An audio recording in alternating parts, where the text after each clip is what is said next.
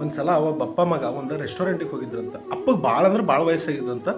ಅವ ಮಗ ಅಪ್ಪನ ಕರ್ಕೊಂಡು ಹೋಗಿದ್ದಂತ, ಒಂದು 5 ಸ್ಟಾರ್ ರೆಸ್ಟೋರೆಂಟಿಗೆ ಕರ್ಕೊಂಡು ಹೋಗಿದ್ದಂತ. ಆದ್ರೆ ಅವ್ರ ಅಪ್ಪಗೆ ವಯಸ್ಸಾಗಿದ್ದಕ್ಕೆ ಊಟ ಮಾಡ್ಬೇಕಾದ್ರೆ ಎಲ್ಲ ಮೈಮೇಲೆ ಚೆಲ್ಕೊಳ್ಳೋದು, ಅದು ಸ್ಪೂನ್ಲೆ ತಿನ್ನಕ್ಕೆ ಬರ್ದಂಗೆ ಎಲ್ಲ ಬಟ್ಟೆ ಎಲ್ಲ ಹೊಲಸು ಮಾಡ್ಕೊಳ್ಳೋದು, ಇಂಥದ್ದೆಲ್ಲ ಮಾಡತ್ತಿದ್ದ. ಆದ್ರೆ ಮಗ ಶಾಂತಗೆ ಕುಂತ ಎಲ್ಲ ನೋಡತ್ತಿದ್ದಂತ, ಏನೇನಾಗತ್ತೆ ಎಲ್ಲ ನೋಡಿದ. ಆದ್ರೆ ಆಜು ಬಾಜು ಮಂದಿ ಅವ್ರ ಅಪ್ಪನ ನೋಡಿ, ಛೀ ಏನು ಹಿಂಗೆ ಮಾಡ್ಕೊಳತ್ತ ನೀವು, ಎಲ್ಲ ಮೈಮೇಲೆ ಬಿಡಿಸ್ಕೊಂಡು ಛೀ 5 ಸ್ಟಾರ್ ಹೋಟೆಲ್ಲ ಛೀ ಅಂತ ನಾತಿರ. ಆದ್ರೂ ಮಗ ಏನೂ ಅನ್ಕೊಲಿಲ್ಲ ಅಂತ, ಆರಾಮ್ ಕುಂತ ಮೈ ಮೇಲೆ ಬಿಡಿಸ್ಕೊಂಡಾಗೆಲ್ಲ ಒರೆಸೋದು, ಅದನ್ನೇನೇನೈತೆಲ್ಲ ಸಂಭಾಳಿಸೋದು, ಇದನ್ನೆಲ್ಲ ಮಾಡತ್ತಿದ್ದ. ಎಲ್ಲ ಊಟಗಿಟ್ಟು ಆದ್ಮೇಲೆ ವಾಶ್ರೂಮಿಗೆ ಕರ್ಕೊಂಡೋಗಿ ಅವನ್ನೆಲ್ಲ ಕ್ಲೀನ್ ಮಾಡಿ ಕರ್ಕೊಂಬಂದಂತ. ಬಿಲ್ ಪೇ ಮಾಡಿ ಹೊಂಟಿದ್ದಂತ. ಆಜು ಬಾಜು ಹುಡುಗರ ಅವ್ರ ಅಪ್ಪಗಳು ಎಲ್ಲ ನೋಡಿದ್ರಂತದನ್ನು. ನೋಡಿ ಆ ಹುಡುಗನ ಜೋರು ಚಿರ್ರಂತ, ಏ ತಮ್ಮ ಬಾ ಇಲ್ಲಿ, ನೀ ಇಲ್ಲೇನೋ ಬಿಟ್ಟು ಹೊಂಟಿ ಅಂತಂದ್ರಂತ. ಅದಕ್ಕೆ ಆ ಹುಡುಗಂತ, ಇಲ್ಲ ನಾ ಇಲ್ಲೇನೋ ಬಿಟ್ಟು ಹೊಂಟಿಲ್ಲಲ್ಲ ಅಂತಂದಂತ.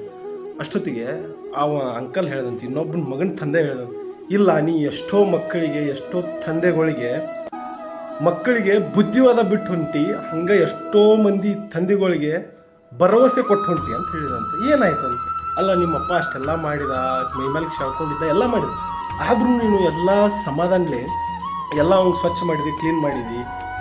ಇದು ನಿಂಗೆ ಆ್ಯಕ್ಟ್ ಮಾಡಿದ್ರಿಂದ, ಸಮಾಜದೊಳಗೆ ಹಿಂಗೆ ವರ್ತನೆ ಮಾಡಿದ್ರಿಂದ ಎಷ್ಟೋ ಮಕ್ಕಳಿಗೆ ಅನಿಸುತ್ತೆ ನಾವು ಹಿಂಗೆ ಇರ್ಬೇಕು ನಮ್ಮ ತಂದೆಗಳಿಗೆ ಅಂತ ಅನಿಸುತ್ತೆ. ಎಷ್ಟೋ ತಂದೆಗಳಿಗೆ ನನ್ನ ಮಕ್ಕಳು ಹಿಂಗೆ ಇರ್ಬೇಕಪ್ಪ ಅಂತ ಅವ್ರಿಗೊಂದು ಇದು ಅನಿಸುತ್ತೆ.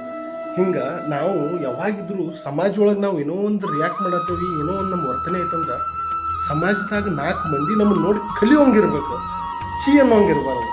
ಸೊ ಅದಕ್ಕೆ ಇಲ್ಲೇ ಹೋಗಲಿ, ನೀವು ಯಾವುದೋ ಸೊಸೈಟಿ ಒಳಗಿರಲಿ, ಎಲ್ಲೋ 4 ಜನದ ಮಧ್ಯೆ ಇರಲಿ, ಯಾವತ್ತಿದ್ರೂ ಅಲ್ಲಿ ಏನು ನೀವು ವರ್ತನೆ ಮಾಡ್ತಿರಲ್ಲ, ಅಲ್ಲಿ ಏನು ಆ್ಯಕ್ಷನ್ ಮಾಡ್ತಿರಲ್ಲ ನೀವು, ಅದರಿಂದ 4 ಜನ ಕಲಿಯೋಂಗಿರಲಿ, ಯಾರು ಛೀ ಅನ್ನೋಂಗಿರ್ಬಾರ್ದು. ಅರ್ಥ ಆಯ್ತಲ್ಲ ಈ ಕಥೆಯಿಂದ ಏನಂತ? Thank you.